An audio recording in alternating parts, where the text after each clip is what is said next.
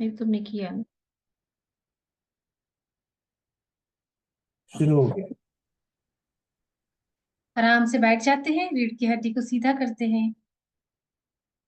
एक लंबी गहरी श्वास भरेंगे और जाने दें।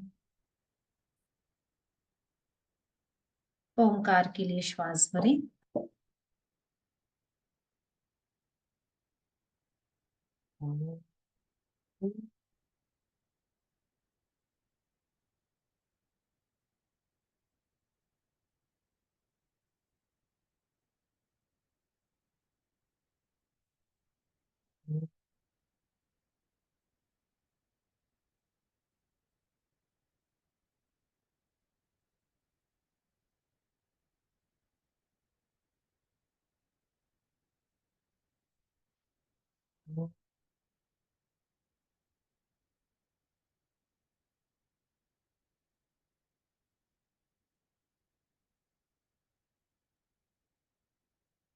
पूज्य गुरुदेव को प्रणाम करते हैं।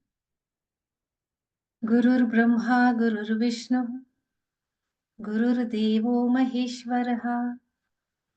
गुरुः साक्षात् परं ब्रह्म तस्मै श्री गुरुवे नमः। तस्मै श्री गुरुवे नमः। तस्मै श्री श्री गुरुवे नमः। ओम नमः प्रणवार्थाय शुद्धज्ञानैकमूर्तये निर्मलाय प्रशान्ताय दक्षिणामूर्ते नमः।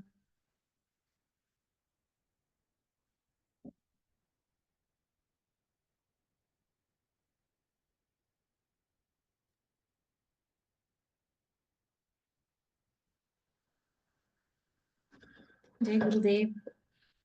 जय श्री दीदी। गुरु दीदी महेश्वरी जी गुरु पूजा कर रही है। महेश्वरी जी, अच्छा हाँ। महेश्वरी व्यास। अच्छा मैं आपको, यस शुरू करिए दीदी।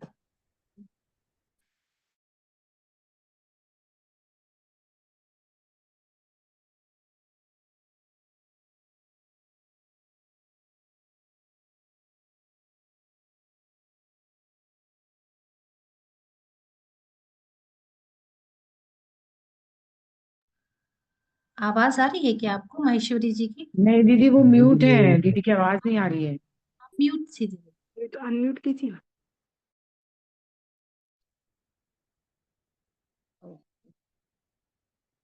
सदाशिवसमारम्भाम् शङ्कराचार्यमध्यम् अस्मत्श्रीगुरुपर्यन्ताम् वन्दे गुरुपरम्पराम्। अपवित्रपवित्रो वा सर्वावस्थां गतोऽपि वा यस्मरेत् पुण्डरीकाक्षम् सबाह्याभ्यन्तरशुचिः।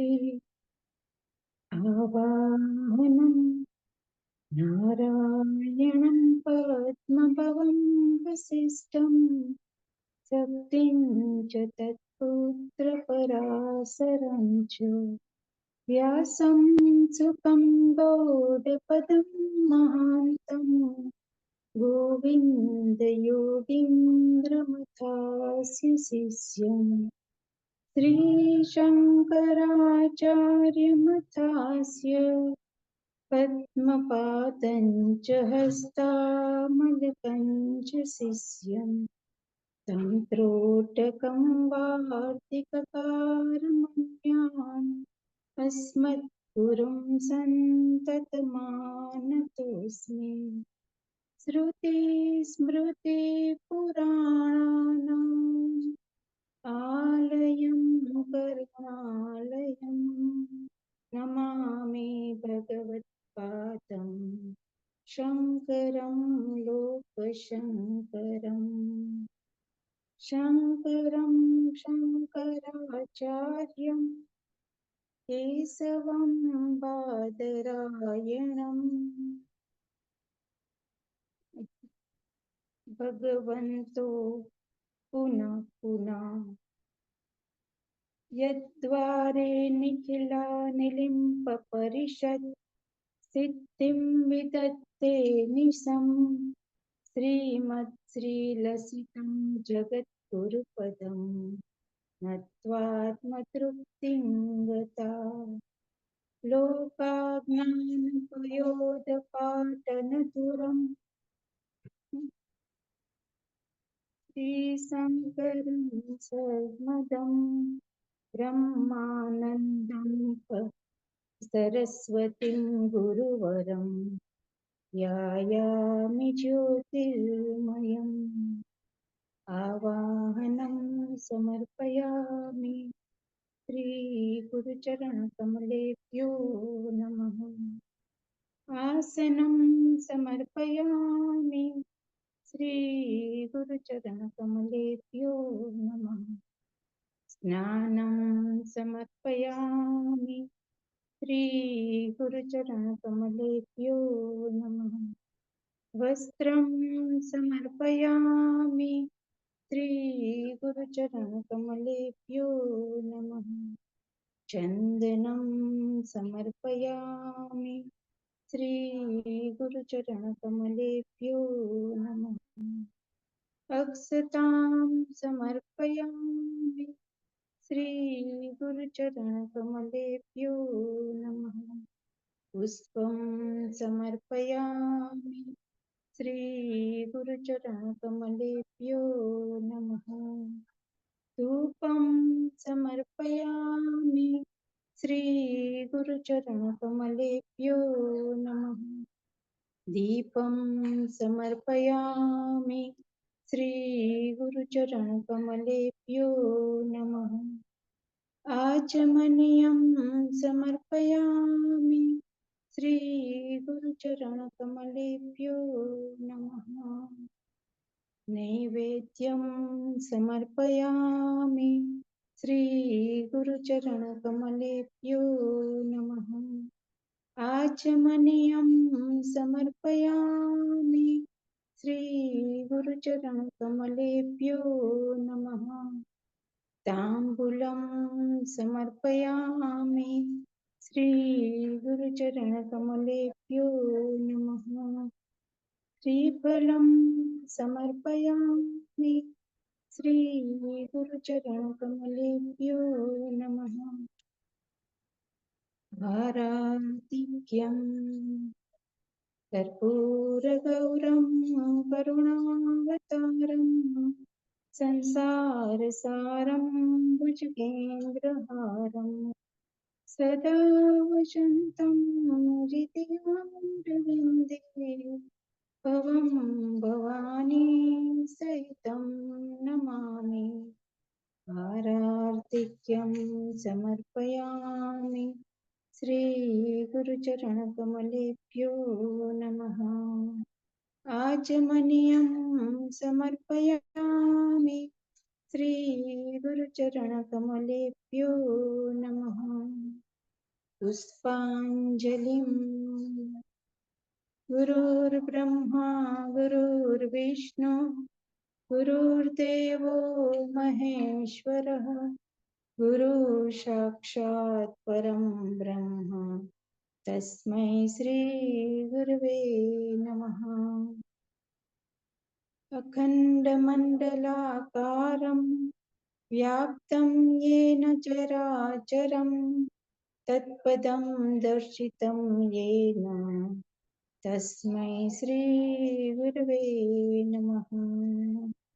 श्रीब्रह्मानन्दं परमसुखदं केवलं ज्ञानमूर्तिं विश्वातीतं गगनसदृशं तत्त्वमस्यादिलक्ष्यम् एकं नित्यं विमलमचलं सर्वधी साक्षिभूतं भावातीतं त्रिगुणसहितं सद्गुरुं तं नमामि। अज्ञानतिमिरान्धस्य ज्ञानाञ्जनशलाकया चक्षुरुन्मिलितं येन तस्मै श्रीगुरवे नमः। पुष्पाञ्जलिं समर्पयामि श्री श्री गुरुचरण कमलेभ्यो नमः।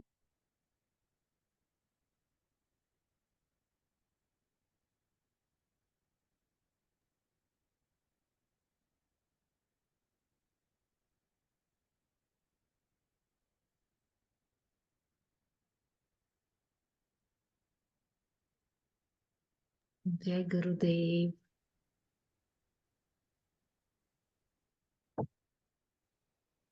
आज ना हमारी जो सेवा एंजल है जयश्री, उसका बर्थडे है, तो सब लोग जयश्री को ब्लेसिंग देंगे कि वो ऐसे ही अपना सेवा करते रहें और खूब खूब उनका जीवन उपयोगी हो, कि हर श्वास उपयोगी हो और उनको जो कुछ भी जीवन में चाहिए पूज्य गुरुदेव की कृपा से उनको सब कुछ मिले, है ना। सागर में एक लहर उठी तेरे नाम तेरे नाम की, तुझे मुबारक खुशियात्म ज्ञान की, तुझको है अनंत में जाकर मिल जाना, को है अनंत में जाकर मिल जाना, तू है सुंदर फूल इस संसार की, तू है सुंदर फूल इस चेतना की, बार बार दिन ये आए, बार बार ये आए, कि ओ हमारी है आरज़ू। Happy birthday to you, happy birthday to you, happy birthday to dear Jayshree, happy birthday to you. खूब स्वस्थ रहो, खूब खूब ऐसे मुस्कुराती रहो और गुरुजी का खूब दर्शन लाभ मिले। जो जो करना है सब करो, मजे से रहो और ज्ञान गंगा में वीडियो शेयर करती रहो। जय गुरुदेव। थैंक यू दीदी, thank you everybody, thank you everybody, thank you. Over to you, share कीजिए। हैप्पी बर्थडे जयश्री दीदी। Happy birthday Jayashree. Happy birthday दीदी। सब्सक्राइब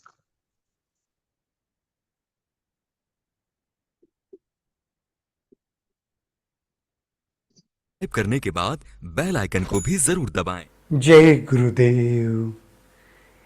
योग वशिष्ठ में आप सबका स्वागत है। अब हम 5वां सीजन शुरू करने जा रहे हैं। ये 5वां सीजन भी बड़ा दिलचस्प होने वाला है। जिस सीजन के शुरुआत में ही जो पिछले सीजन में हमने देखा था दैत्य राजा साबर की कहानी, उसी कहानी को आगे बढ़ाएंगे, जिसमें आखिरी सीजन में हमने देखा था कि दाम, व्याल और काट 3 दैत्यों को साबर ने बनाया था और उनकी कैसे अधोगति हो गई जब उनमें अहंकार की उत्पत्ति हो गई। उनके मारे जाने के बाद फिर एक दूसरी कहानी राजा साबर की ही आगे यहां पर हमें देखने मिलेगी, जिसमें राजा साबर ने और 3 दैत्यों को बनाया जिनका नाम था भीम, भास और दृढ़। तो भीम, भास और दृढ़ की कहानी इस 5वें सीजन के शुरुआत में ही हमको देखने को मिलेगी, जिसमें इन तीनों में किसी प्रकार का अहम नहीं था। पूर्ण ज्ञान से वो परिपूर्ण थे, तो उनको हराना भी मुमकिन नहीं था। तो किस प्रकार से विष्णु को स्वयं आना पड़ा इन तीनों को हराने के लिए, उसकी बड़ी दिलचस्प कहानी हमें इस सीजन में देखने को मिलेगी। वैसे ही दाशुर कदंब ऋषि की आत्मज्ञान की कहानी भी हमें यहां पे सीजन 5 में देखने का मौका मिलने वाला है कि दाशुर कदंब ऋषि ने आत्मज्ञान कैसे प्राप्त किया। जब उनके माता पिता गुजर गए तो वह शोक कर रहे थे, लेकिन जंगल के जो वन देवता थे वो उनके पास आए, उन्होंने समझाया और किस प्रकार से दाशुर कदंब ऋषि ने कदंब के एक वृक्ष पर जाकर उन्होंने तपस्या की थी। तो कैसे दाशुर कदंब ऋषि ने आत्मज्ञान प्राप्त किया और उस आत्मज्ञान को औरों के साथ भी बांटा। फिर उसके साथ साथ इस सीजन में तीसरा और एक बहुत सुंदर उपाख्यान, बहुत सुंदर कहानी आने वाली है। वह है राजा जनक की। राजा जनक के कान पर कुछ ऋषि मुनियों के कुछ अमूल्य ऐसे वचन सुनाई पड़े और उसके बाद राजा जनक कैसे आत्मचिंतन में लग गए और उन्होंने आत्मज्ञान हासिल कर लिया।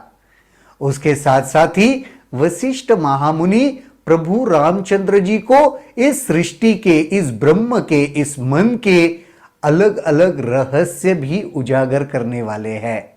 तो आने वाला ये 5वां सीजन बहुत ही दिलचस्प रहने वाला है, तो देखते रहिए। आज के इस जो एपिसोड है उसमें सिर्फ इंट्रोडक्शन था 5वें सीजन का। जल्दी ही मिलते हैं। जय गुरुदेव। अगर आपके इस वीडियो को लेकर विशिष्ट महर्षि और प्रभु रामचंद्र जी का और सब्सक्राइब करने के बाद बेल आइकन को भी जरूर दबाएं। जय गुरुदेव। योग वशिष्ठ के 5वें सीजन में आप सब लोगों का स्वागत है। देखते देखते 4 सीजन संपन्न हो चुके हैं। अगर आपको याद होगा तो चौथे सीजन के अंत में एक कहानी चल रही थी 3 दानवों की, है ना। उसमें प्रभु रामचंद्र जी ने पूछा था कि हे महर्षि वशिष्ठ जी, कृपया मुझे यह बताइए कि उन 3 दानवों की मुक्ति कैसे हुई। उस पर महर्षि जी ये कह रहे थे, हे राम, जब वे अपनी करनी जानेंगे और विशुद्ध चेतना को अपनी प्रकृति समझेंगे तब वे मुक्त हो जाएंगे।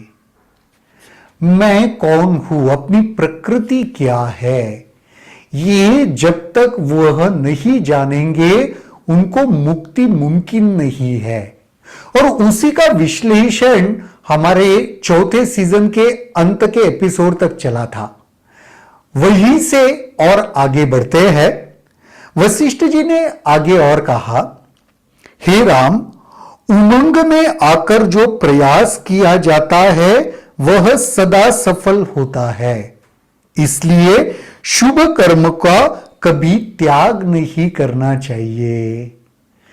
उमंग में, जैसे मन लगाकर हम कहते हैं ना, दिल के साथ, दिल से, उमंग के साथ जो भी हम कोई प्रयास करते हैं, जो भी कोई एफर्ट करते हैं ना, उसमें नॉर्मली हमें सक्सेस मिलता है। और स्पेशली जो हमारे शुभ कर्म है, अच्छे कर्म है, उन प्रयासों का तो कभी त्याग नहीं करना चाहिए। होता है ऐसे, काफी बार आपने देखा होगा, लोग अच्छा कर्म कुछ करना होता है ना, उसको काफी बार पोस्टपोन करते या त्याग देते, अरे कैसे होगा, कब होगा, ये सारा सोचते हैं।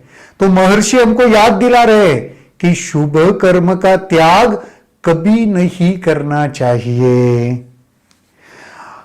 आपको निश्चित रूप से ज्ञात होगा कि आत्मज्ञान ही पूर्ण रूप से दुख और सुख विनष्ट करने में समर्थ होते हैं। हे प्रभु रामचंद्र जी, अभी तक तो आपको पता भी है और याद भी होगा क्या, कि आत्मज्ञान ही एक चीज है जिससे सुख और दुख समूल खत्म हो सकते हैं। अतः उमंग भरा प्रयास केवल आत्मज्ञान प्राप्त करने के लिए होना चाहिए। तो हमारा ये जो उमंग भरा शुभ कर्म का जो प्रयास है ना, वह आत्मज्ञान को पाने के लिए ही होना चाहिए। आगे कहते हैं, तुमने पदार्थों से सुख प्राप्ति के लिए जो भी धारणा की है उससे तुम्हें बचना चाहिए। काफी बार होता है ना, आत्मज्ञान के लिए चाहत नहीं उठती, ऐसे नहीं लगता कि आत्मज्ञान के लिए प्रयास करना चाहिए, मैं कौन हूं ये जानने के लिए एफर्ट्स डालने चाहिए।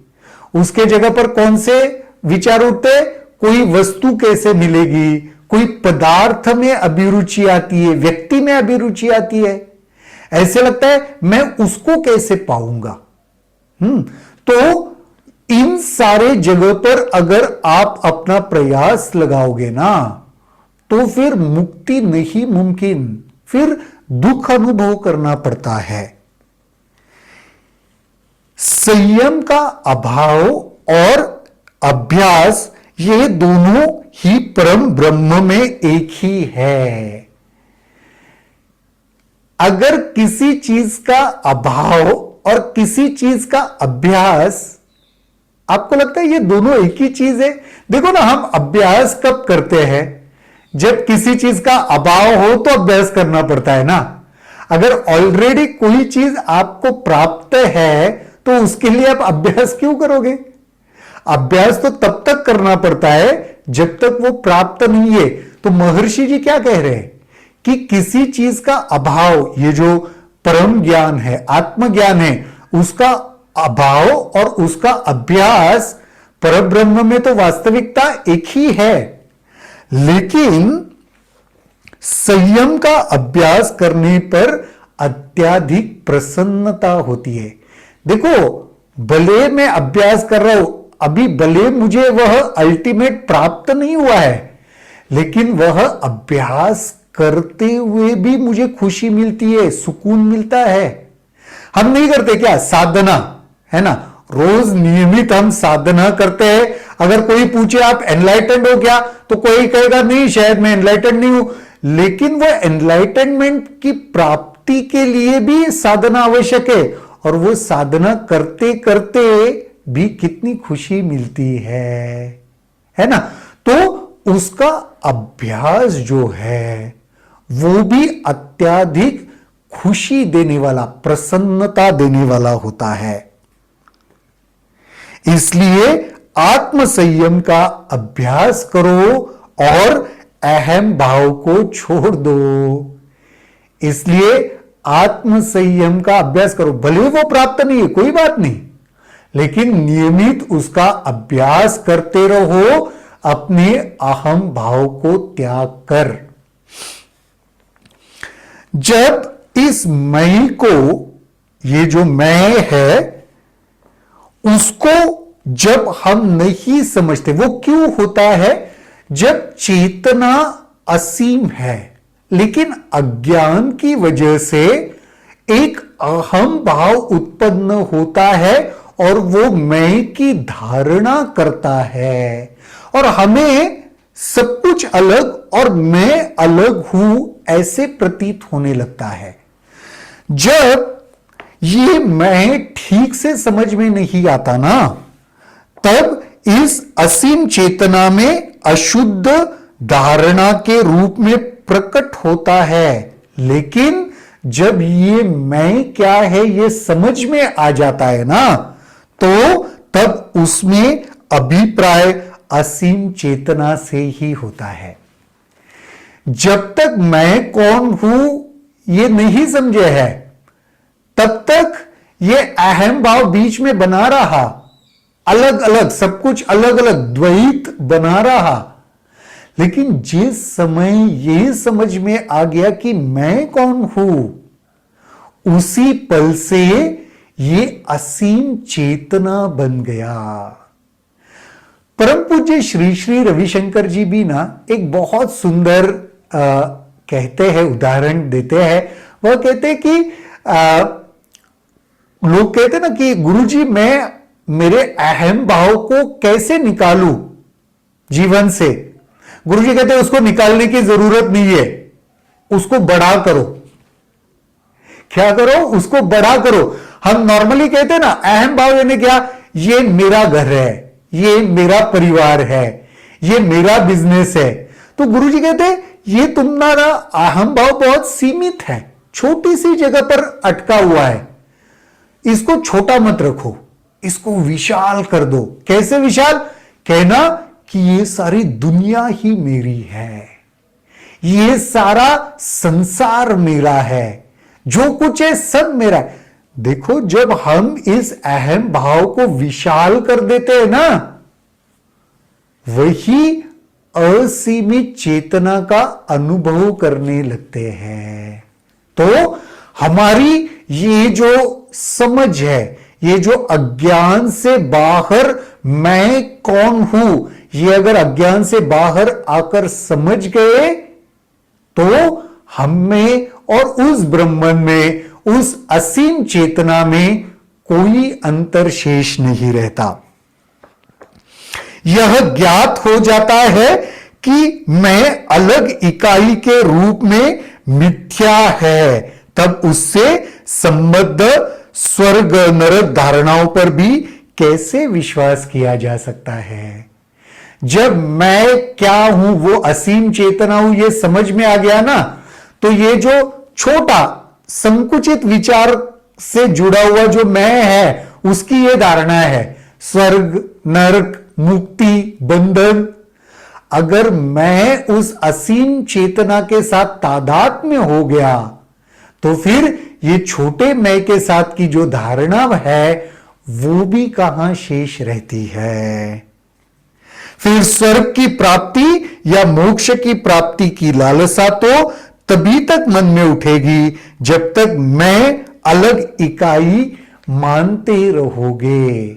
जब मैं अलग हूं, वो द्वैत जब तक बचा है ना, तभी स्वर्ग की प्राप्ति मुक्ति की प्राप्ति ये सारी धारणाएं बची रहेगी। जैसे वो असीम चेतना के साथ तादात्म्य हो गया, न मुक्ति रहेगी, ना स्वर्ग रहेगा, ना नरक रहेगा। तो मैं भी श्रेष्ठ की धारणा मन में यह भाव उत्पन्न करती है कि मैं ब्रह्मांड का अंग हूं और कुछ भी मुझसे अलग नहीं है। ये जो भाव है, जब वो असीम, वो तादात्म्य हो गए ना, तब ये लगता है ब्रह्मांड ही मैं हूं, मैं उसका अंग ही हूं, मैं कुछ उससे अलग नहीं हूं। ऐसा ज्ञान आत्मज्ञानी को हो ही जाता है। ऐसी एक अन्य अनुभूति है अपने आप को प्रकृति में सूक्ष्म और परमाणु रूप में देखना। यहां पे एक अनुभव बताया ना कि ये ब्रह्मांड में ही हूं। यह अनुभूति आत्मज्ञानी को हो जाती है कि ब्रह्मांड और मैं कुछ अलग नहीं हूं, एक ही है। और एक अनुभूति होती है कि इस ब्रह्मांड में एकदम एक सूक्ष्म परमाणु स्वरूप भी मैं हूं। परम पूज्य श्री श्री रविशंकर जी ये भी कहते हैं कि मैं क्या है, तो विशाल से विशाल का भी एक अंग मैं हूं और सूक्ष्म से सूक्ष्म भी मैं हूं। ये अनुभूति आत्मज्ञानी को होने लगती है। इसके आगे महर्षि वशिष्ठ जी और क्या कहते हैं वो देखेंगे, लेकिन अगले एपिसोड में। तब तक के लिए जय गुरुदेव।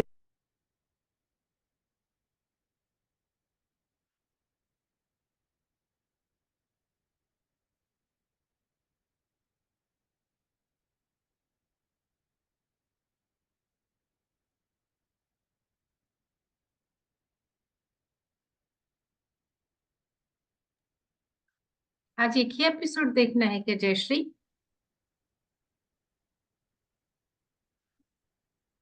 जय गुरुदेव। जय गुरुदेव, एक और लगा दूं? हाँ अभी टाइम है, 1 बजे है अभी। हाँ ठीक है ठीक है, एक और लगा। हाँ 2 देखते हैं ना अपन रोज, अभी एक ही हुआ ना, वो तो छोटा सा था 1 हाँ मिनट का। इंट्रोडक्शन, यस यस, हाँ समझा, अभी ये लगाती हूँ। इसमें तो कुछ बात नहीं करना, सब समझ में आ रहा है, अब तो हमको सब समझदार हो गए हो।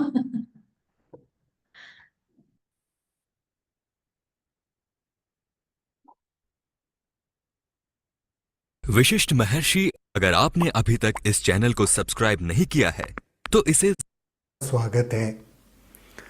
पिछले ही चर्चा को आगे बढ़ाते हैं।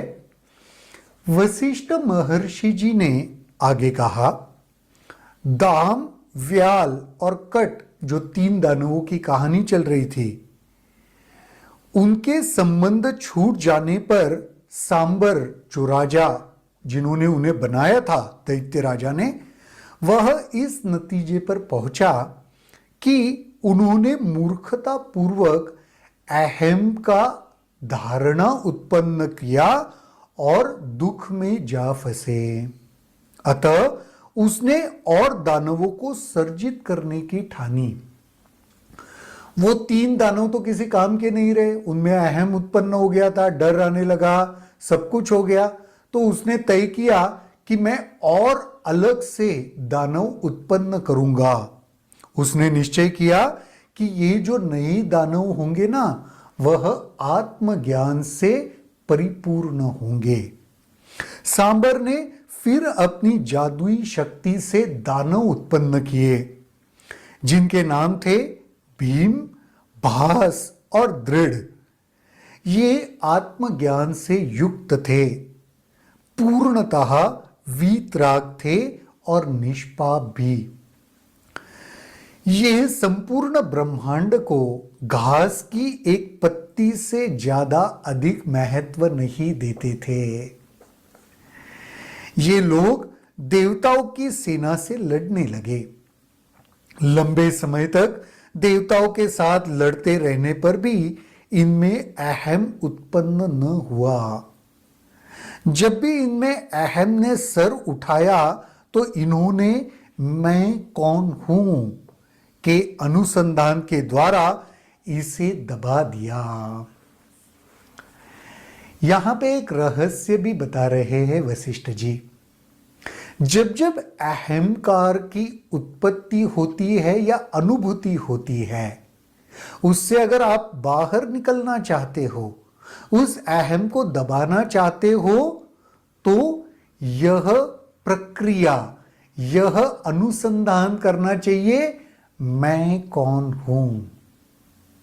देखो, सारे आत्मज्ञान की उत्पत्ति का जब उत्पत्ति होती है तो जो मूल प्रश्न उठता है ना, वो यही प्रश्न है।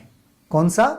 हु एम आई, मैं कौन हूं। जब मैं कौन हूं यह प्रश्न भीतर उठाना, फिर ये सारा खोज आत्मज्ञान का शुरू होता है। क्योंकि मैं को ढूंढते ढूंढते ढूंढते ढूंढते उसी जगह पहुंच जाते हैं और पता चलता है कि उस ब्रह्मन में, उस असीम ईश्वरीय जो भी उसे कहो, उसमें और मुझ में कोई अंतर नहीं है। अनुसंधान के द्वारा वह मैं कौन हूं के अनुसंधान के द्वारा वो अपने अहम को दबा देते थे। इस प्रकार ये न मृत्यु से भयभीत थे और न इनमें कर्तापन का भाव था।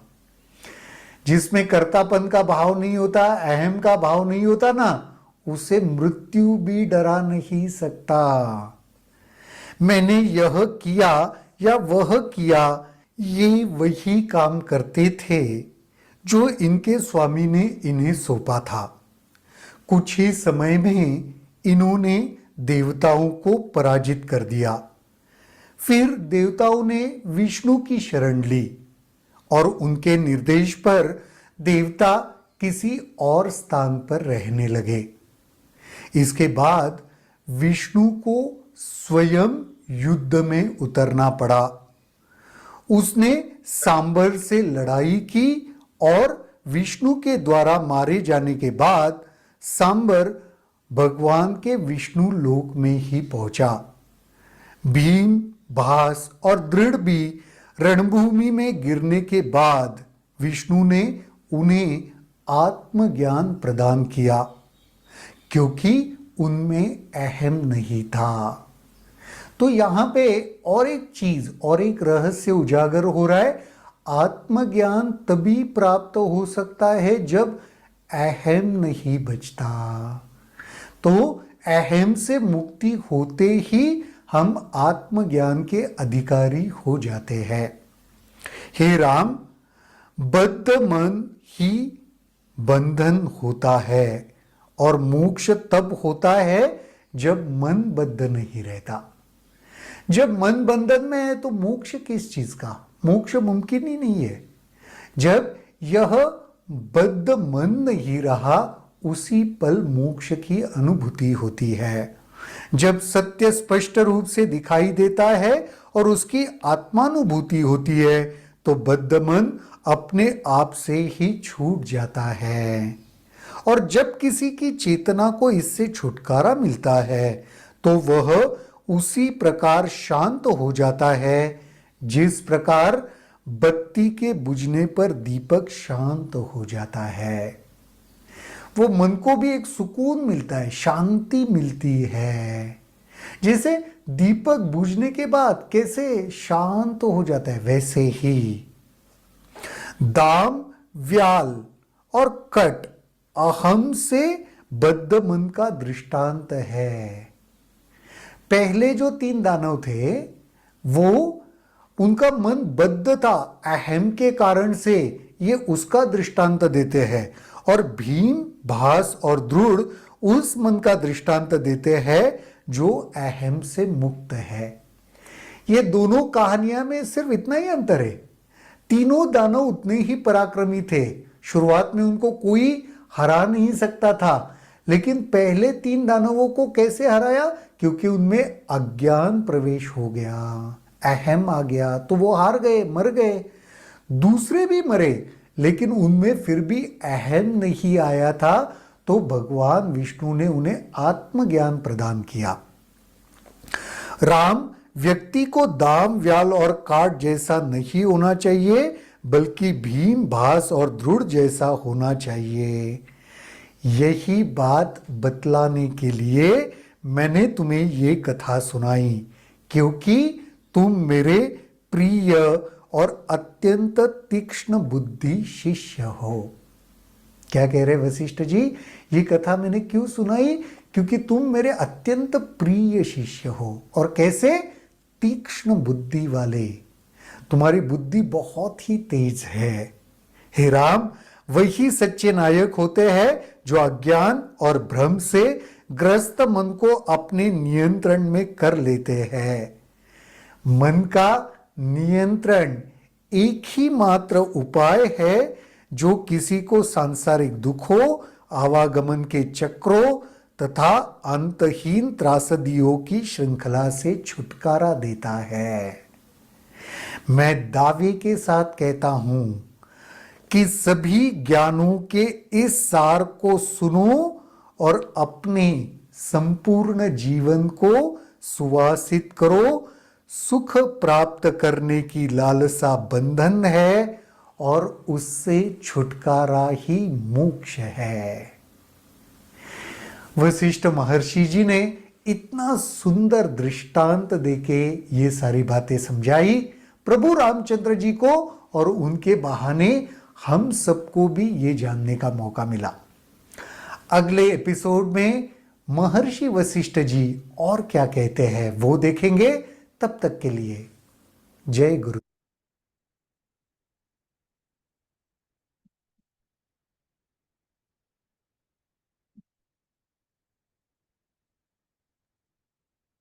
जय गुरुदेव। बताइए क्या टेक अवे था आज का?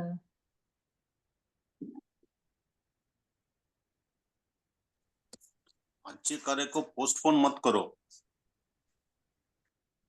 अच्छे कार्य को पोस्टपोन मत करो, जो कि हम हमेशा करते हैं। बंधा हुआ मन, बद्ध मतलब बंधा हुआ। बंधा हुआ किससे? इंद्रिय और इंद्रिय से मिलने वाले सुख की से बंधा हुआ। शुभम। यस, और बताइए। अहंकार से अधोगति हो जाती है, अहंकार नहीं करना चाहिए।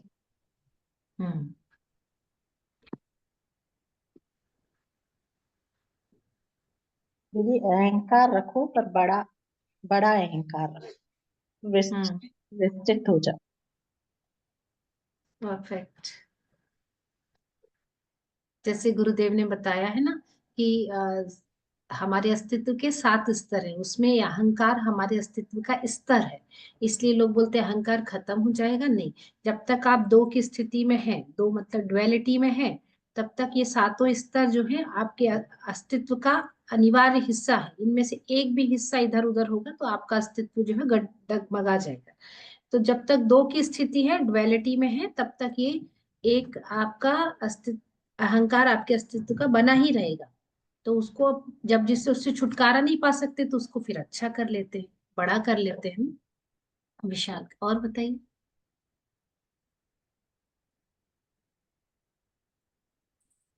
आत्मज्ञान को औरों के साथ भी बांटना चाहिए। हम्म अच्छी बात है। हम अगर हमको कुछ अनुभव मिला है तो उसको हम जब किसी और से बांटते हैं और सच में मिला है ना, तो लोग सुनते हैं। अगर दिल से हम कोई बात कहते हैं, कुछ हमारे अनुभव की बात कहते हैं, तो लोग सुनते हैं, प्रभावित भी होते हैं, और कई बार हमारे अनुभव से ही लोगों का फायदा हो जाता है कि नहीं यार, ये कुछ प्राप्त करने योग्य है। और बताइए। सुख की लालसा नहीं रखनी है, सुख और दुख को समानता से देख के आगे चलना है। हाँ, सुख और दुख नरक का द्वार है। इस नरक का द्वार क्यों बोले?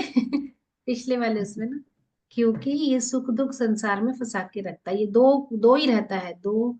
ये है, दुख है तो सुख है, सुख है तो दुख है। ये दोनों का अस्तित्व एक दूसरे के बिना संभव नहीं है। तो अगर सुख की में भी है बड़े, तो आपको थोड़ा अलार्म रहना पड़ेगा, क्योंकि दुख आएगा पक्का से। अगर सुख आया तो ऐसा हो ही नहीं सकता कि दुख नहीं आएगा, आएगा ही सही। तो ये फंसाने वाला गेम है, तो इसमें फंसने का नहीं। ना सुख चाहिए ना दुख चाहिए, दोनों से मुक्त रहने की इच्छा। जो है सब बढ़िया। दीदी मुझे जो समझा वो है मैं क्या हूँ। अगर ये असीम चेतना में समझ आ गया तो ये जो छोटा मैं है उसकी धारणा टूट जाती है और कोई इम्पोर्टेंस नहीं रहता। इसका कब उपयोग करेंगे? इस ज्ञान का कब उपयोग करेंगे? जब हम फंसते हैं दीदी अपनी इंद्रियों में। जब कहीं भी फंस जाए इस संसार में, कुछ ऐसा हो जो आपको स्वीकार नहीं हो रहा हो, कुछ ऐसा हो जो आपको परेशान कर रहा हो, कुछ ऐसी परिस्थिति व्यक्ति या इसमें जहां घिर गए, जहां निकलना मुश्किल है, वहां आंख बंद करके बैठ जाइए और बोलिए, मैं कौन हूँ? मैं ये नहीं, ये जो मैं छोटा सा एक रिश्ता नहीं हूँ, मैं सामान नहीं हूँ, मैं कोई वस्तु नहीं हूँ, मैं कुछ नहीं। तो फिर मैं क्या नहीं हूँ करते करते मैं जो हूँ उसका अनुभव होगा, है ना। ध्यान इसमें मदद करेगा, गुरु की कृपा में तो कोई कमी है नहीं। और बताइए।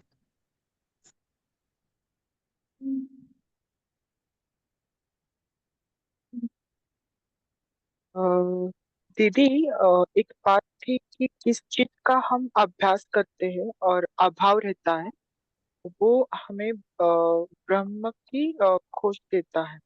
तो जब हम संयम का अभ्यास करते हुए काम करते हैं तो उससे हमें खुशी मिलती है। तो ये थोड़ा सा टर्म एक्सप्लेन कीजिए।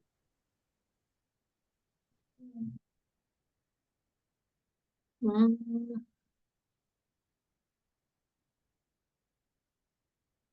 देखो, हम उसी का जो स्वामी जी ने भी ये बात बोली, हम उसी का अभ्यास करते हैं जिसका अभाव रहता है।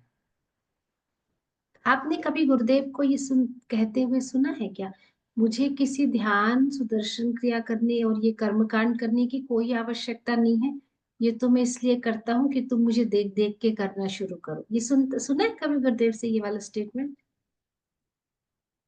क्योंकि गुरुदेव को कोई अभाव नहीं है, इसलिए उनको किसी अभ्यास की आवश्यकता नहीं है। वो स्वयं परब्रह्म है। हमारे जीवन में अभाव है, इसलिए हमको अभ्यास की आवश्यकता है, पर ये दोनों ही परब्रह्म की तरफ लेके जाएंगे, है ना। अभाव आएगा तो भी अपन, सारे दुख जो है, सारा दुर्भाग्य सबसे बड़ा भाग्य है। इस शताब्दी का सबसे बड़ा स्टेटमेंट है। मैं इतनी आनंदित थी परसों से, शुक्रवार से, जब से मैंने इसको सुना है। वो हिंदी इंग्लिश में भेजा भी है। मैंने राधिका की डायरी में लिखा, उस पूरे पूरे पेज को राधिका की डायरी में लिखा। दुर्भाग्य सबसे उत्तम भाग्य है। दुर्भाग्य ही उत्तम भाग्य है ना। तो अगर अभाव है, वो भी परब्रह्म की तरफ ही लेके जाएगा। बिना अभाव के कौन आया है बोलो तो जरा। केवल वही जो ऑलरेडी मुक्त था, वही वो तो मुक्त ही था, वो तो उस रास्ते पे ही था। तो मैक्सिमम लोग जो है वो दुख से, दुनिया से मर के पिट के कट के फिर इधर की तरफ लौटते हैं, अपनी तरफ लौटते हैं, है ना। तो अभाव की स्थिति में भी अपर ब्रह्म की तरफ जा रहे हैं, और अभ्यास के प्रयास से भी अपर ब्रह्म की तरफ जा रहे हैं। तो आप देख लो, वो दोनों में से जो है करते रहिए दोनों। तो अभाव है तो धन्यवाद दे दीजिए।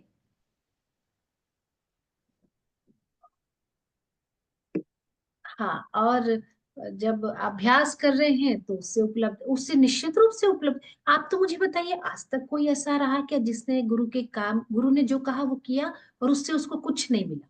आप बताइए, हमारे बीच में कितने लोग हैं? 65। एक आधा कोई बता दे, मैंने गुरु के लिए, गुरु ने जो कहा वो किया। गुरु के लिए किया तो गलत स्टेटमेंट है। गुरु के लिए क्या करेंगे यार? क्या करेंगे उनके लिए? कुछ नहीं कर सकते उनके लिए। उन्होंने जो कहा वो आपने किया और उसको करने से आपके जीवन में वृद्धि नहीं हुई है। ऐसा हुआ क्या? मान ही नहीं सकती मैं तो। कोई बोले भी तो भी नहीं मैं मान सकती, हो ही नहीं सकता। उन्होंने जो कहा है वो हमारे कल्याण के लिए कहा है। उन्होंने जो कहा है, हमको लगता है कि हम गुरु जी का काम कर रहे हैं और गुरु जी के लिए ऐसे कर रहे हैं, ये स्टेटमेंट देना बंद कर दीजिए। आपसे हर वो काम वो करा रहे हैं कि उसको करने से आपका उसी से कल्याण होगा। इसलिए उस टाइम लूप में, उस टाइम जोन में, उस पाइपलाइन में आपको गुरुजी डालते हैं कि ये तेरे को, ये एक कुत्ता है, ये इसने बच्चों को जन्म दिया, माँ नहीं, इसको तुझे ही दूध पिलाना है, आज का दूध तुझे ही पिलाना है। तो हम कहते मैंने किया, गुरुजी ने, गुरुजी का प्रेरणा से, या मैंने गुरुजी का काम किया, प्रकृति का काम किया। क्या पता कौन सी वाली लाइन वहां जाके क्लोज हो गई। समझ रहे हैं?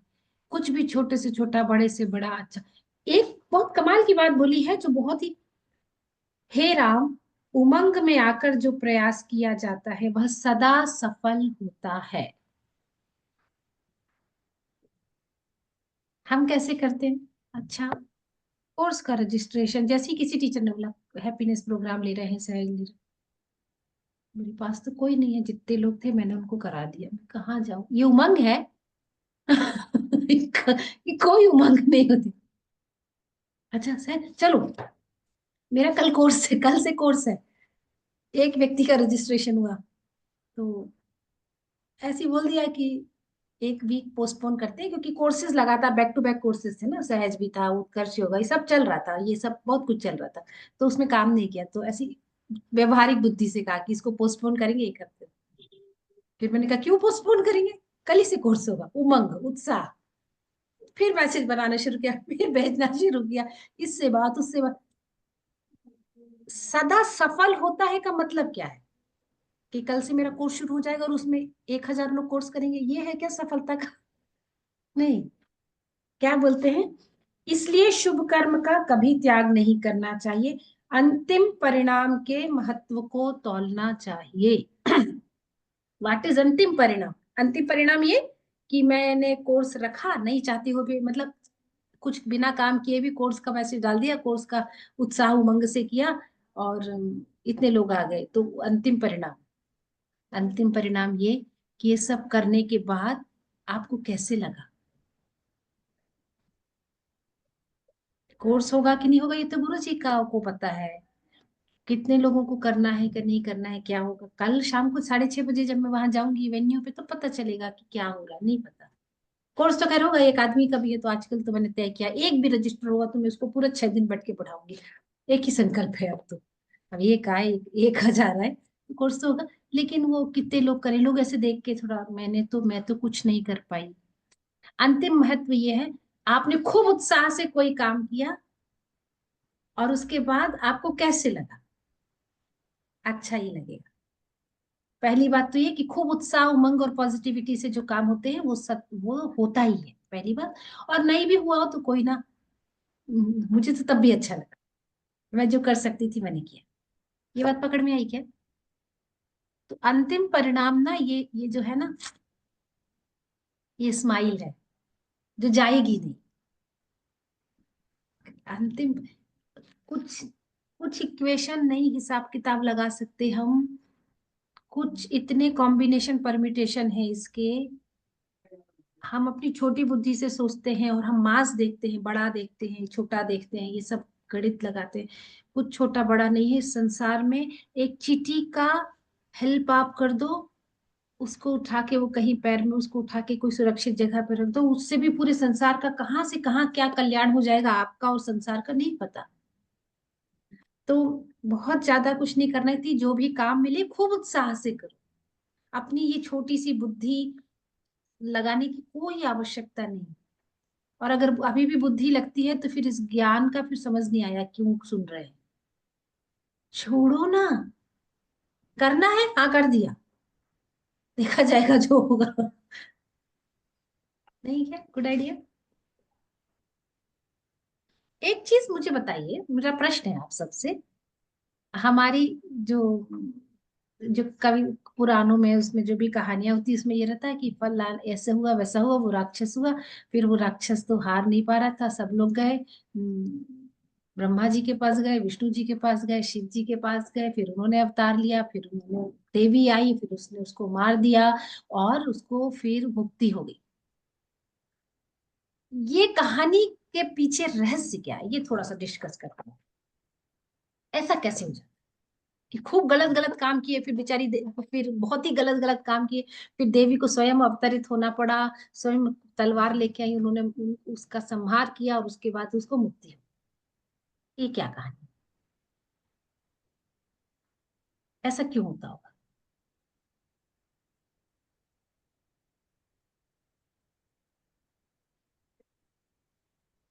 एक छोटा सा बच्चा है कोई, मधुबाला जी के यहाँ, वो भी योग वशिष्ठ सुन रहा है रे। हाँ वेरी नाइस। छोटा बेबी है। हाँ दीदी 3 मंथ का है, मैं प्रेगनेंसी में भी सोना करती थी। योगी है और क्या करेंगे। हाँ गुरु कृपा ही है, ये देखो हाँ लव यू, ब्लेसिंग सोहम बहुत नाम सारी। है दीदी इनका। ओहो, तो हम बड़े योगी से मिल रहे हैं इस समय। भविष्य के एक योगी को हम लोग बोलेंगे बाद में, इसका रिकॉर्डिंग भी हो रहा है ना, जब ये बड़े हो जाएंगे और ये बड़े बड़े काम करेंगे तो बोलेंगे हमने इनको, हमारा अहंकार बोलेगा हमने इनको योग वशिष्ठ सुनवाई थी। हाँ गॉड ब्लेस यू ना मधुबाला।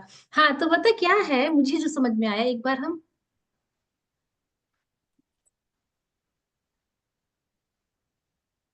हाँ एक बार ना संयम में हम थे, पूज्य गुरुदेव आए बैठे और क्या कहते हैं आके, इस बार मैं तुम सबको मार ही डालूंगा, बच के जाओगे नहीं, यहाँ से पूरा का पूरा खत्म कर दूंगा, और यहाँ से जो जाओगे वो जो तुम होगे वो एकदम नवीन नित नूतन और चैतन्य से भरे होगे, यहाँ से जो जाएगा वो ऐसा होगा। जब भी गुरु ईश्वर प्रकृति, गुरु जी कई बार ये बात बोले, गुरु ईश्वर और प्रकृति सब एक है, सब एक है। तो जब ईश्वरीय शक्ति हमको मारती है तो हमारे भीतर वो जो मारती है वो देह का मारना नहीं है। हमारा अहंकार इतना बड़ा हो गया कि उस प्रकृति को स्वयं मारना पड़ा, और जब प्रकृति आती तो वो हमारे अहंकार को मारती है, और अहंकार जैसे ही मरता है, ये 6वां स्तर आज्ञा चक्र ओपन हुआ और सहस्रार में गए। ये 6th है, ये सबसे बड़ी दीवार है और बहुत मोटी है। यहाँ पे ये वाला एनर्जी चैनल ओपन हुआ और आप सीधे ब्लिस। मुझे लगता है इसलिए शायद ऐसे, इसलिए हर वो राक्षस, राक्षस मतलब जो भी जिसका भी ईश्वर और गुरु मारते हैं तो वो पूरा ही खत्म करते हैं। और उसके लिए ना मारने की, जैसे हमारे गुरुदेव भी तो हमको मारते हैं, कितने बार नहीं हमारा अहंकार का उन्होंने समूल नष्ट किया, कितने बार नहीं करते, और फिर हम उठाते हैं, फिर गुरुदेव कितनी परिस्थितियां पैदा करती है। आपकी बुद्धि बहुत लड़ती है, ये तो गलत बात हो रहा है गुरुजी, ये तो एकदम मैं सही हूँ, उसके बाद भी मेरे साथ ऐसे हो रहा है गुरुजी, वैसे हो रहा है गुरुजी। आप चीखते रह जाते, चिल्लाते रह जाते और कुछ नहीं, है ना। तो ये मुझे लगता है कि शायद यही होगा, यही मुझे समझ आता है, यही होगा कि जब वो मारता है तो पूरा ही खत्म कर देता है, आपकी अपनी कोई आइडेंटिटी बचती ही नहीं। तो फिर जब नहीं बचेगी तो आपको आत्मज्ञान प्राप्त हो ही गया ना। बस इतना ही था आज तो। दीदी इसमें जो दानवों का बताया कि वो पहले वाले जो थे वो हार गए, तो मतलब जैसे जो लोग अहम में रहते हैं या जो दूसरों के साथ गलत भी करते हैं या लालची रहते हैं या स्वार्थ के लिए करते हैं, सब तरह के लोग हैं, जैसे जो मेन तो अहम का बताया कि अहम में रहते हैं, बुद्धि से कार्य करते हैं, तो उनको बाद में दुख मिलेगा या उनका उनके साथ मतलब अच्छा नहीं होगा जीवन में, जैसे मोक्ष और ये सब तो कोई सोचता नहीं है, इतना तो समझता नहीं है इंसान की मुक्ति के लिए, कि मोक्ष के लिए, कि बाद में जैसे ईश्वर की प्राप्ति होगी, या जो हम ज्ञान में चीजों को ग्रहण कर रहे हैं, तो उनके साथ बाद में दुख होगा, मतलब बुरा होगा। भाई मैं बबूल बोऊंगी तो फिर बबूल ही उगेगा ना, मैं आम की उम्मीद कैसे कर सकती? खुद बताओ, जो बोएंगे सो काटेंगे, बस इतना ही है। और जो अभी काट रहे हैं वो बोया हुआ था, है ना। तो ये तय हो जाएगी कि भाई अब ये जो काट रहे हैं इस बार कट जाएगा, तो अब अगली बार जो फसल बोएंगे वो वही बोएंगे जो हमको चाहिए, है ना। और ऐसा नहीं है, ऐसा नहीं है, सब लोग यात्रा पे हैं वो ना। हाँ, कोई लोग एक अभी, टाइम के बाद हो सकता है कोई लोग उनको अपना वो ज्ञान मार्ग पे आ जाए। मन में संकल्प कर रहे हैं बैंगलोर जाना है, कुछ लोग टिकट बुक कर चुके हैं, कुछ लोगों का बैग भी पैक हो गया है, कुछ लोग रेलवे स्टेशन पे जा हैं, नहीं पा रहे। और कुछ लोग आश्रम में ही बैठे हैं। और ऐसी वाली यात्रा है सबकी। कोई अभी कोपरगांव तक पहुंचा है नहीं क्या? तो ऐसे नहीं बोल सकते कि नहीं चाहिए, उनको पता है कि नहीं, आत्मा की यात्रा सबकी इसीलिए है, वो आए इसलिए इस संसार में। हर व्यक्ति जो इस संसार में आया है उसको अपनी चेतना की ग्रोथ करनी ही है, इसलिए आया है, नहीं तो आता ही नहीं। नहीं आता वो तो लेकिन दीदी सब इतना सुख भोगने में लगे हुए हैं जीवन में, जो ये बताया ना कि सुख प्राप्त करने की लालसा, ये बनाना, ये करना, पैसा और दिखावा, मतलब सुख भोगने में इतना लगे हुए कि वो कहाँ इतना, मतलब आत्मा की यात्रा के बारे में कुछ सोचता है। घड़ा भर जाएगा मोना एक दिन, एक दिन तो भरेगा घड़ा। ऐसे थोड़ी ना होता, पानी अब लगातार टप टप टप टप करके, टप टप टप टप करके भी जा रहा है, या फिर तेज जैसी गति से जा रहा है, घड़ा भरेगा। और जिस दिन भरेगा उस दिन में वो फिर समझ में आ जाएगा। अब अरे यार नहीं चाहिए, तो किसका कब भरेगा नहीं पता ना, किसको कितनी देर में समझ में आएगा। आपको पता है ना, आप तो डॉक्टर हैं, आप दवाई देती हैं, किसी को 10 mg से बात बन जाती है, और किसी को बोलते नहीं यार आपको 20 mg की लगेगी, है ना। तो सबका अपना अपना है। ऐसे हाँ, हमको जैसे कोई चीज थोड़ी समझ में, थोड़ी बहुत हमको झलक मिल गई ना, तो कभी कभी ना अंदर से ऐसे कैसे कैसे हो जाता है देख के कि तुम यार एक प्लेट गाजर के हलवे के लिए कितने बेचैन हो रहे हो, इसमें कुछ नहीं है, ऐसे करके ऐसे हो जाता है वो हाँ, सहज। ऐसे जैसे कार्यक्रम में समझ रही जाती हो दीदी फंक्शंस में, उसमें जैसे इतनी सारी लेडीज थी, कल एक वुमेन्स का कार्यक्रम था, सब मोटी मोटी आंटियां, ये वो सब ताम झाम करे हुए बोल रही हैं, इसके ऊपर बातें, महिला सशक्तिकरण पे बातें चल रही हैं, सब फोटो खींच रही है, पूरा पॉलिटिकल माहौल लग रहा। अब मैं सोची, मतलब मेरे मन में लेकर मैं गई थी कि कुछ लेडीज जो मेरी परिचय थे, कुछ डॉक्टर्स भी हैं, तो मैं जैसे पोस्ट भेजती रहती हूँ कि ऑटो लिविंग के बारे में कुछ बात कर पाऊं, पर वही खाना पीना, वही सब बातें, और आप ये करेंगे, इतना पॉलिटिकल इन्वायरमेंट। तो मुझे ये लग रहा था कि मैं तो चुपचाप खड़ी रही बस मुस्कुराती हुई पूरे समय। तो मुझे लगा नहीं क्या है, पे किस चीज के पीछे भाग रही है ये सब, अपनी हेल्थ इनकी ठिकाने नहीं है, परिवार पता नहीं क्या चल रहा है, और क्या, मतलब मुझे सब दिखावा नजर आ रहा था दीदी मुझे, जस्ट। वो क्या करे ना, उनको पता नहीं, लेकिन हमारी भूमिका ये कि कैसे भी घुस के घुसा के, इधर से नहीं तो उधर से, उन्हीं की बातों हाँ, में वो घुस दो से बात किया, फिर वहां दो के लोगों से बात किया। हाँ। कुछ तो करके आएंगे, कुछ तो हाँ, बस करके यही। आएंगे। जहां जाएंगे बिना कुछ किए तो आएंगे नहीं। फिर दो लोगों से मैं बात कर पाई, वहां जो थोड़ी ठीक ठाक मुझे बात करती लगी। नहीं, ये जजमेंट भी मत करो, ये बहुत खतरनाक है कि हम ना ऐसा देख के ये तो नहीं करेगी, नहीं इनसे बात नहीं करना, हाँ ये करेगी, वो नहीं करेगी जिससे को आपको लगता है, वो जिससे आपको लगा था ना कि ये नहीं करेगी वही करेगी, और वो आर्ट ऑफ लिविंग की टीचर आपसे पहले भी बन जाएगी। कुछ भी संभव है यहाँ पे, हाँ, इसलिए हो टैग नहीं सकता है लगाने, दीदी। हाँ। जजमेंट लगाने का ही नहीं, क्योंकि हम ना किसी का भाग्य नहीं जानते। हमारी छोटी बुद्धि से हम बाहर बाहर से देखते हैं कि अरे ये तो सोने के हार और नेकलेस में ही बेचैन है, क्या पता किसी दिन वो ऐसे निकाल के फेंक दे, क्या पता। हम्म। नहीं कुछ कह सकते, कहाँ कब किसका कैसे समय आएगा। तो सो दीदी मेरी बेटी को मैं कम से कम 6 महीने से, कब से कह रही हूँ, जब से आपका सहज किया है, अब जाके इस बार में मैं मैसेज भेज भेज के, फोन कर करके उसको, इस बार में, अभी उसका 11th का कोर्स अब कंप्लीट हो रहा है, तो कोचिंग क्लासेस शायद नहीं रहेंगी, वो इवनिंग टाइम रहता है। अभी थोड़ा सा पॉजिटिव हुई कि अच्छा आप कब होगा फैब में, मेरी क्या करूंगी मैं, 2 घंटे कैसे बैठूंगी मैं, 2 घंटे 3 दिन। पर अभी वो ना मैंने उसको बोला आपको नेक्स्ट कोर्स पता अब है, तेरे लिए होगा। वो ना आपको पता है सहज का डोनेशन 1 टाइम होता है, आप तो माँ हो, आपको तो जो सहज का कोर्स मिले आपको रजिस्टर कर देना चाहिए और बोलना था मैंने तो तेरा कर दिया रजिस्टर, अब तेरे को करना है तो कर ले, नहीं करना तो मत कर, छोड़। जैसे ही माँ संकल्प लेती है ना, अब वो इस वही फेब्रुवरी वाले कैंडिडेट में आपके मत कोर्स फंसो। में दीदी, सबसे हाँ, पहले फेब्रुवरी वाले कोर्स में उसी को रजिस्टर करना है मेरे को, पहला कैंडिडेट रजिस्टर आपका। करो, उसके बाद जब उसका होना होगा हो जाएगा। आप मुझे डेट बता दीजिएगा फैब के में, तो मैं उसका सबसे पहले उसी को डालना है मुझे, चाहे वो करे या नहीं करे देखा जाएगा। नहीं करे नहीं करे नहीं करेगी ही सही, लेकिन हाँ ऐसा कई बार लोग बोलते हैं कि मैं अपने हस्बैंड को बोल रही हूँ, मैं इसको बोल रही हूँ, तो करते नहीं है, वो करते नहीं। मैं पता क्या बोलती हूँ, उनका रजिस्ट्रेशन कर दीजिए और छोड़ दीजिए, जब होना होगा हो जाएगा। मेरे हस्बैंड का दीदी किया था कोविड के टाइम में, रजिस्ट्रेशन कर दिया, एक दिन बैठे, दूसरे दिन कहते मैं बैठ ही नहीं पा रहा हूँ 2.5 घंटे, पूरा 3 दिन का उन्होंने कोर्स ही नहीं किया। कोई बात नहीं, फिर से कर दीजिए, आप तो समर्थ है ना, फिर से कर दीजिए, कहना मैंने तुम्हारा फिर से कर दिया है। अब तुम जब तक नहीं करोगे तो हर महीने में जो भी आपके यहाँ का डोनेशन है, कि जितना भी आपके शहर में जब भी कोर्स हो, कहना मैं हर हर उसमें तुम्हारे नाम का इतना डोनेशन करती जाऊंगी जब तक तुम नहीं करोगे। अपने आप करेंगे, बोलेंगे अरे ये तो दीवानी हो गई है, करो करो करो। ठीक है, ओके। चलिए बड़े तरीके हैं भाई, पता, बड़े तरीके हैं। इस बहाने आपका डोनेशन जाएगा आश्रम और मुक्त होंगे आप, और उनका जो कर्म बाधा बन रहा है वो खत्म होगा। ठीक है, ऑल द बेस्ट।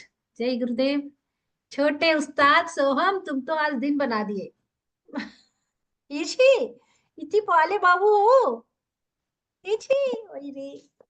छोटे बच्चे कितने प्यारे होते हैं ना, बस जब तक बोलते नहीं है, उसके बाद तो मामला गड़बड़। तो मधुबाला जी थोड़े दिन आराम कीजिए आप, उसके बाद तो अब आप मम्मी को पता होता बच्चे कैसे पलते हैं। ओके जी, चले फिर एक काम कर सकते हैं क्या, कि हमको ऐसा नहीं लगता कि ये इतना सुंदर गुरुजी हमको सिखा रहे हैं योग वशिष्ठ, और ये और लोगों तक पहुंचना चाहिए, लगता है ना?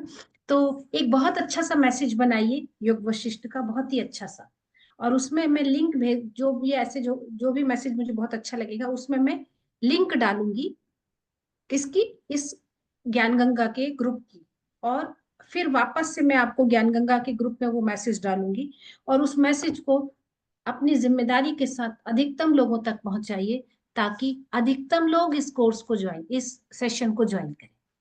ये तो बहुत आसान है ना, कर सकते हैं क्या, कर सकते हैं ना? तो मैं आज, मुझे एक अच्छा बढ़िया क्रिस्प क्लियर और प्यारा सा मैसेज चाहिए योग वशिष्ठ का, और अपना व्यक्तिगत अनुभव, चाहो तो एक छोटा सा वीडियो भी, मैं इतने दिन से ये ज्ञान सुन रही हूँ, इससे मेरे जीवन में क्या क्या बदला, आप भी सुनिए। लिंक नीचे है, लिंक को क्लिक करके आप ज्वाइन कर सकते हैं, ऐसा कुछ भी कर सकते हैं, कुछ बढ़िया सा इनोवेटिव आइडिया, ताकि इस यज्ञ में अधिक लोग शामिल हों। चलेगा क्या? चलेगा ना, क्यों नहीं चलेगा? जय गुरुदेव। कहाँ लिखने का? मुझे भेज दीजिएगा, मैं फिर पोस्ट कर दूंगी। सर, जय श्री का हैप्पी बर्थडे है आज, तो पार्टी चलेगी, पार्टी तो बनती है। कहाँ पे? बाहर जाना है। ठाणे, ठाणे मुंबई में जो है भाई, जयश्री के पास आज जाओ और पार्टी करो। यस, सब लोग आ जाओ। सागर में लहर लहर उठी तेरे नाम की। हमने लहर भी उठा दी और शांत जल में भी वो हो गया, सब हो गया। है ना? चलो, ऑल द बेस्ट, मिलते हैं जी, जय गुरुदेव। ठीक।